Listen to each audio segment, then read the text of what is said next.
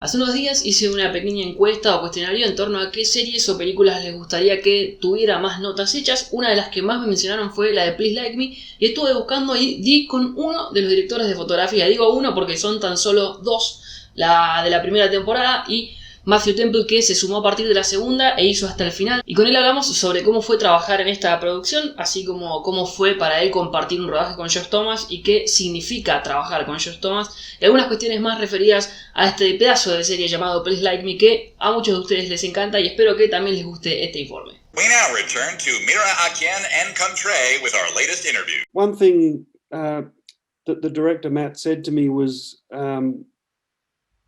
don't be afraid of beauty, which was kind of a weird thing to say, but it actually meant a lot to me going into that job. Are you too monogamous? Yes. Ooh, tension. The director Matt didn't load me up with a whole lot of influences, but he did reference Crazy Stupid Love, and he said any Judd Apatow movies. I remember the bar scenes in Crazy Stupid Love being really sumptuous and warm and beautiful, and I particularly remember taking that idea away with me because I knew we'd be doing restaurant scenes and bar scenes and so on. So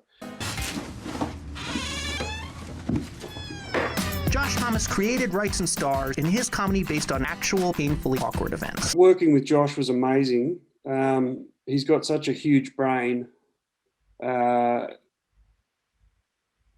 must say it was a fantastic thing to shoot 3 seasons as I did, because I kind of had a front row seat to Josh's development as a writer and an actor, and then eventually as a director, because he directed several episodes in the 3rd and 4th seasons. So that was amazing. And my baptism on Please Like Me was the fact that my first week of shoot was actually in Tasmania, in the wilderness, which is where episode 7 of the second series takes place. An episode with Josh and his mum camping. Yeah. And that was the first thing that we shot together. So we got to know each other pretty well in that first week. It was a lovely experience, a beautiful Tasmanian wilderness, and a small team of us as it was at that stage before we came back to Melbourne and joined the rest of the crew. So yeah, it was a really great way to kick it off. It took God 6 days to make the universe and that long to come up with AIDS? Like, what was it about the 80s? Like, you saw George Michael and was like, no, this shit has gone far enough. It is a colourful show, and a lot of that comes from the lovely production design by Penny Southgate and Joe Briscoe. But I remember a couple of times Josh would come up to me on set when we were, filming in the house or whatever, and we'd have a nightclub scene coming up, or a dance party scene coming up in a few days or something, and he'd show me on his phone a music video that he really liked, like the colour of. I mean, of course, there's a certain amount of planning that goes into those things, but it's also just being alive to what you find when you go to a nightclub. I suppose making choices of what's available to you at the time. There's a certain amount of serendipity as a cinematographer. You're really in love with Patrick, yeah? No, I'm not in love with you, all right? Why did you send me a picture of your penis? Oh, no. Shooting intimacy, lovemaking scenes, it's a pretty awkward affair. I think anyone would agree who's been in that situation. But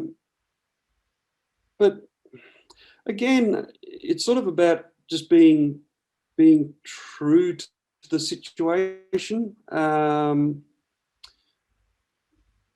mean, not being afraid to be in there, as you say, to be in close. And I mean, at the end of the day, it's just people in a moment of love. And as a cinematographer, you're there to capture that beauty. And yeah, that was my approach to make it as beautiful and intimate as I could, and that means being right in there. I think in each case, whether it be mental illness or intimacy, coming of age, it's just telling the truth of those things, being, true to those things. I mean, we were also in the hands of a really great director in Matt Saville, and between he, myself, and Josh, I suppose,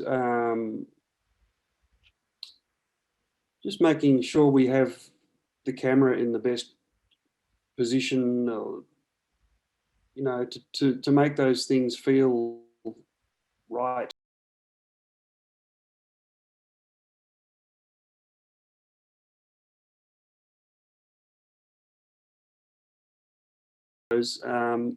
With Josh and the production designer and the props person, and Josh and director Matt Saville would come to set with a number of ideas for those sequences, but also we'd find things on the day. Myself and the B camera operator would find shots and go, well, how about this? This will look fantastic. But I mean, it was great fun. It was always done in a mad rush, as is everything in these television shoots. But they played around with ideas, Josh and Matt. With, as you say, sometimes breaking the fourth wall and mixing things up. It was usually food, but not always. It was really clever, actually. Yeah. Have you been seeing your mum? Yeah, heaps. We would advise that she is transferred to a private facility. A mental home. We don't call it that. Why do you think the show is so acclaimed all over the world? I think it's the show's truth. It's emotional truth, believable writing, beautiful performances. I mean, that's really the essence of it.